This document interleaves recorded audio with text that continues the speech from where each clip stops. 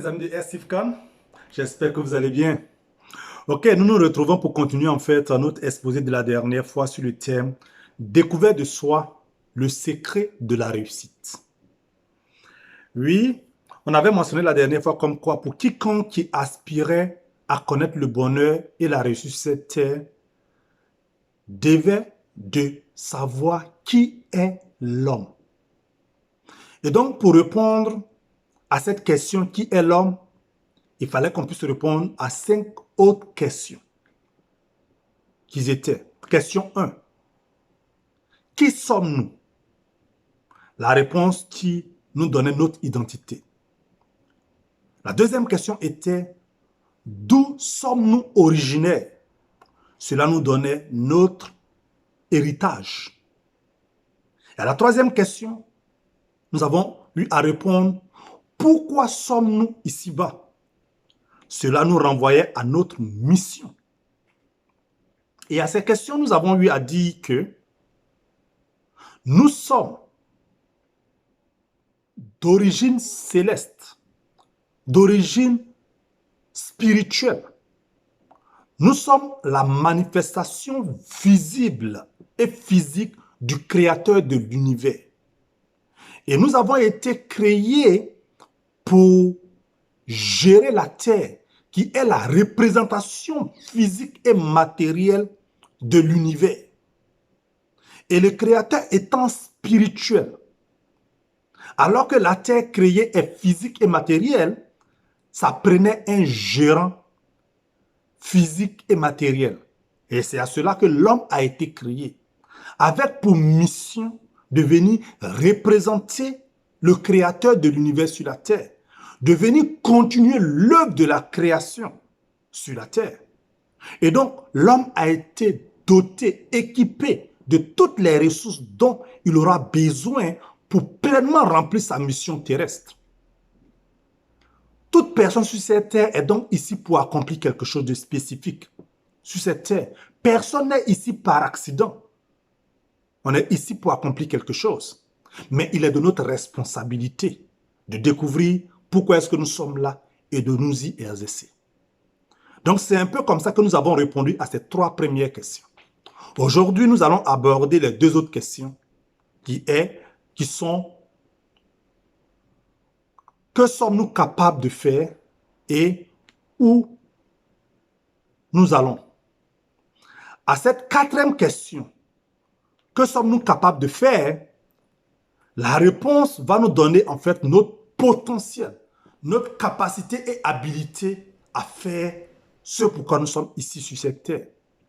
Et à ce niveau, je dirais que chaque être humain est né pour exceller dans un domaine spécifique de la vie, que seul et lui seul est à mesure de le faire mieux que quiconque. Il a donc été doté de ressources, d'énergie, de potentiel pour le faire. Aujourd'hui, on est souvent émerveillé lorsque on nous montre les prouesses de l'intelligence artificielle. Mais est-ce que vous êtes conscient de quoi est capable l'intelligence humaine? Aujourd'hui, je peux vous assurer que les scientifiques disent que l'organe le plus complexe actuellement de l'humanité, de l'univers, c'est le cerveau humain. Les gens n'arrivent pas à déterminer exactement le pourcentage du potentiel de l'être humain qui est utilisé. C'est-à-dire les personnes que nous trouvons comme des génies, des gens n'arrivent même pas encore à évaluer leur potentiel utilisé. Donc on se dit, ouais, c'est 10%, ce qui est réfuté par d'autres personnes, d'autres scientifiques. Tout ceci pour dire quoi?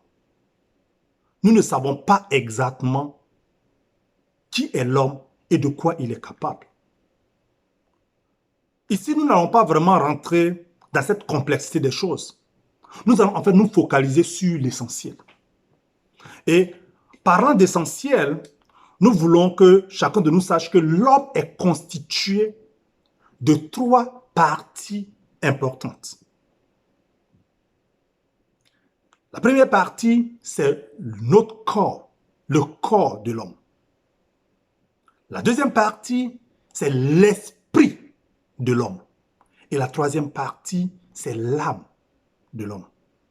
Donc, je reprends corps, esprit et âme. Trois entités dans lesquelles nous allons en fait échanger. Et je dirais que dans chacune de ces entités, nous opérons dans un état d'esprit donné. Dans la première partie qui est le corps, qui est en fait le côté matériel et visible du corps humain, nous opérons dans un état d'esprit conscient. Nous sommes conscients de tout ce qui se fait dans notre corps parce que le corps est régulé, géré par nos cinq sens, à savoir la vue, le toucher, le goûter, l'ouïe, l'odorat. Nous sommes gérés par ces cinq sens-là, qui, je dirais, sont limités aussi. Parce que ça nous amène à raisonner des fois. Quand nous voyons quelque chose, nous sommes capables de l'apprécier, de le juger et de dire si nous sommes capables de l'affronter ou de ne pas l'affronter.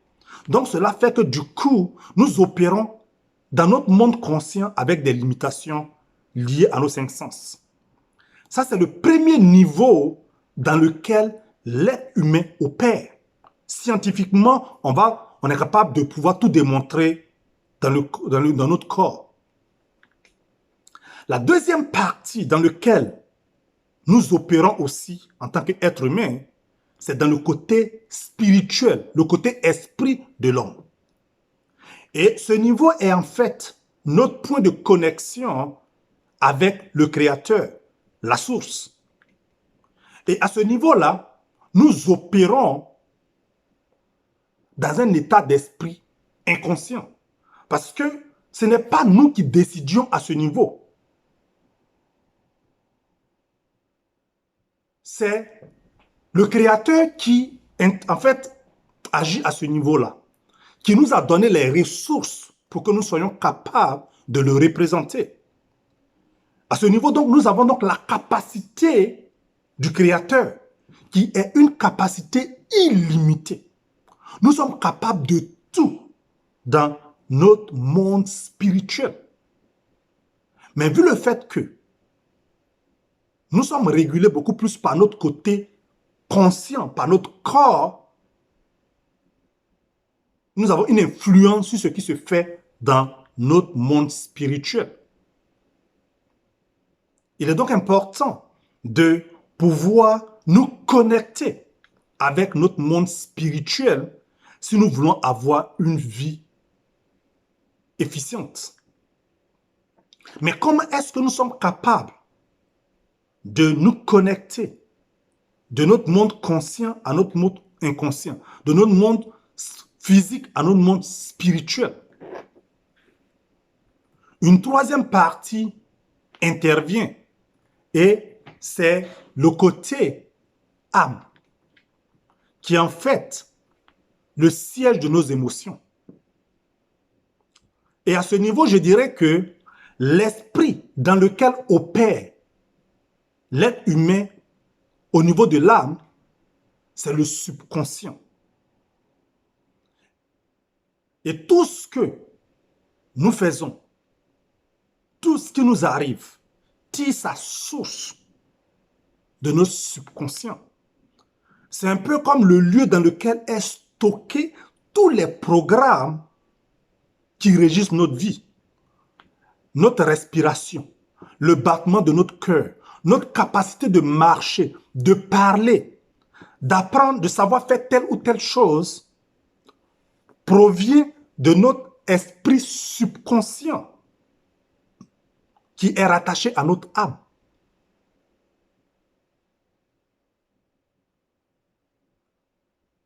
Nous avons la capacité d'agir dans notre conscient.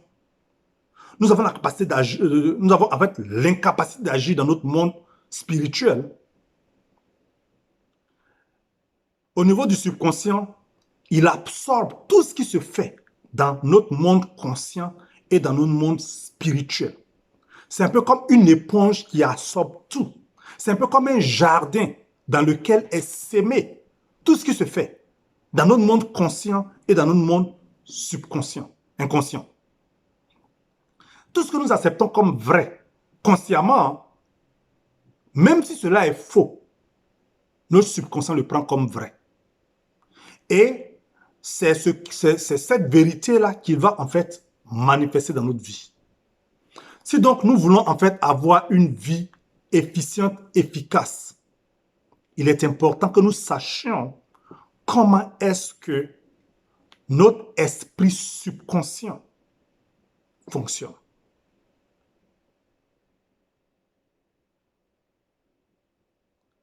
C'est un élément très important sur lequel je veux qu'on mette l'accent. Parce que tous ceux qui mènent une vie pleine, efficace, c'est ceux-là qui savent quoi donner à leur subconscient. Ceux-là qui consciemment programment leur subconscient de sorte à ce qu'ils puissent obtenir ce qu'ils veulent dans la vie. Si aujourd'hui tu te dis, je suis cassé, je suis fauché, je n'ai rien, je suis malade, et que tu entretiens cette pensée, ton subconscient va l'accepter comme vrai. Parce que consciemment, tu as accepté de faire de ça une vérité, le subconscient va finir par l'accepter comme vrai.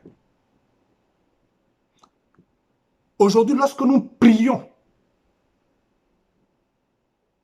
notre prière passe par notre subconscient pour pouvoir en fait atteindre le monde spirituel. Dans le monde spirituel, le Créateur a mis à notre disposition toutes les ressources dont nous en aurons besoin pour pouvoir mener une vie pleine et heureuse. Mais ça nous prend de coopérer consciemment avec cela. Et donc, lorsque consciemment nous acceptons quelque chose comme vrai, si cela est en phase avec ce que notre monde spirituel a de préétabli, il y a une harmonie au niveau de notre esprit subconscient. Et lorsqu'il y a harmonie, lorsqu'il y a équilibre, cela est accepté automatiquement. Mais lorsque, souvent, dans notre monde spirituel, quelque chose est préétabli pour nous et que nous nous y opposons de manière consciente, cela souvent crée des blocages, crée des problèmes. Et souvent, la maladie tire sa source de ces genres de blocages consciemment émotionnels. Il est donc important que nous sachions comment notre subconscient opère si nous voulons vivre pleinement notre vie sur cette terre. C'est vrai, dans ce petit moment que nous avons, je ne serai pas à mesure de vous donner toutes les ressources pour, en fait, savoir comment est-ce que le subconscient opère. Pourquoi est-ce qu'en fait j'insiste sur le subconscient? C'est parce que, comme je l'ai mentionné, le subconscient est là où est-ce qu'est programmé tout ce qui nous arrive. Tous les défis que nous avons, tout ce que nous croyons, tire sa source de notre subconscient, qui absorbe tout ce que consciemment tu acceptes comme vrai. Mais comment est-ce que tu programmes ton subconscient? Comment est-ce que tu dis ce que tu veux à ton subconscient? Pour qu'il puisse manifester cela dans ton quotidien, il faut que tu saches comment est-ce qu'il opère. Et donc, je voudrais en fait vous suggérer un livre qui personnellement m'a aidé et que j'estime que pourra aussi vous aider. Et ce livre-là, c'est La puissance de votre subconscient du docteur Joseph Murphy. Il y a eu plusieurs versions de cette œuvre-là. Moi, je l'ai lu pour la première fois en 2008. Et depuis lors, je n'ai cessé de le lire. Je vous exhorte à la voir parce que si vous savez comment est-ce que votre subconscient fonctionne, opère, vous allez vraiment apprécier la vie d'une autre manière. Aujourd'hui, quand vous priez, quand vous méditez, si vous savez comment est-ce que le subconscient fonctionne, vous savez comment est-ce que vous êtes capable de vous connecter à votre monde spirituel. C'est vraiment ce que je vous souhaite. Donnez-vous le temps de savoir comment est-ce que votre subconscient opère et vous allez voir que votre vie va radicalement changer. Et il est important que nous le fassions parce que cela va aussi répondre à notre 5e question qui est où est-ce que nous allons? Notre espoir. Pourquoi est-ce que nous devons aller au travers de toutes ces choses? La réponse à cette question résume le but de notre vie sur cette terre. Comme je l'ai mentionné, personne n'est venu ici pour jouer les spectateurs. Nous sommes tous des acteurs. Nous sommes nés pour accomplir quelque chose sur cette terre. Le Créateur a jugé bon de nous unir, de nous associer à son projet de création. Parce qu'il a un plan. Il a en vision d'avoir un monde parfait. Un monde où nous reconnaissons la valeur des uns et des autres. Où nous savons que nous sommes complémentaires. Il aurait pu tout créer et nous dire, allez-y, vive là-dedans. Mais dans quel état d'esprit allons-nous vivre? C'est donc pour pallier à ça, c'est donc pour régler cela qu'il a mis en tout un chacun de nous quelque chose de spécifique. Que si toi, tu ne donnes pas cela à l'humanité, tu auras failli. Tu n'es pas ici pour contempler les autres. Tu n'es pas moins que les autres. Tu as quelque chose à donner à l'humanité. Découvre cette chose-là et donne-le. Parce que si tu ne le fais pas, au soir de ta vie, tu vas le savoir et ce serait un regret. Quel est l'espoir que tu donnes à l'humanité? Quelle est ta contribution à la vie sur cette terre? Parce qu'en vérité, nous devions, avant de quitter cette terre, apporter une plus-value à l'humanité. Il est de notre responsabilité de découvrir ce pourquoi nous sommes là et apporter notre plus-value. Ce qui te trottine dans le cœur, sache que tu dois le libérer. Tu es né pour faire cela. Arrête de te limiter de par tes pensées. Arrête de te limiter consciemment. Et libère le potentiel qui est en toi. Si donc tu as encore d'autres hésitations, tu as des questions, joins-toi à nous au travers de ces séances que nous faisons, au travers de notre réseau AirSafeCam, pour te sentir soutenu et libérer le meilleur qui est en toi. Parce que tu as quelque chose de spécifique à donner à l'humanité. Ne meurs pas avec cela. Ne retourne pas chez le Créateur avec ce potentiel qu'il t'a donné. Donne ta contribution à la création. De sorte à ce que tu puisses quitter cette terre remplie de joie et avoir une vie accomplie. C'est ce que je vous souhaite à tout un chacun de vous. Faisons en sorte que cette campagne que nous avons initiée puisse être à l'avantage de tout un chacun de nous.